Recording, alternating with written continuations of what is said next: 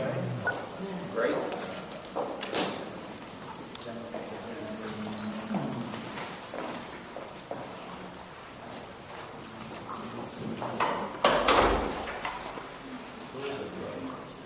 Come on, ladies. Come on up here. Let's just, come on.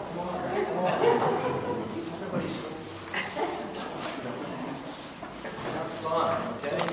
So I think it's appropriate here today to be able to really bring attention, sign a resolution on the 50th anniversary of the I Have a Dream speech, Martin Luther King. I talked to a lady from Cleveland who was actually with King and his wife in Washington, and I said, when you heard the speech, did it seem like it was like one of the greatest speeches of all time? And said, because when Lincoln delivered the Gettysburg Address, people kind of saw it and they walked away. And Lincoln actually sat down and said, what'd you think? And we know how it turned out. And as the years have gone on, of course, it's become more and more inspiring to everyone.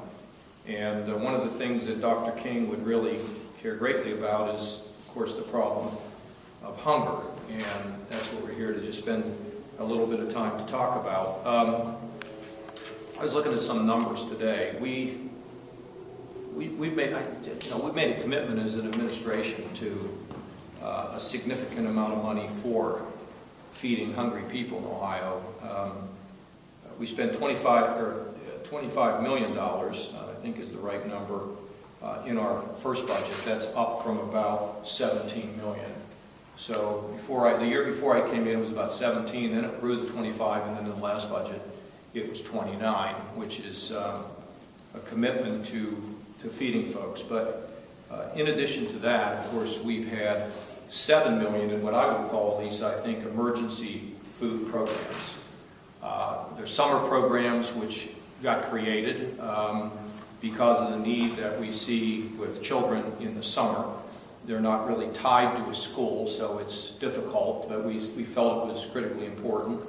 We're very proud of the extra money that we were able to give through our faith-based program during the holiday seasons, where it's particularly difficult. And I also, of course, love this backpack program, and that's one that people don't always understand. But sometimes kids don't want to say they're hungry.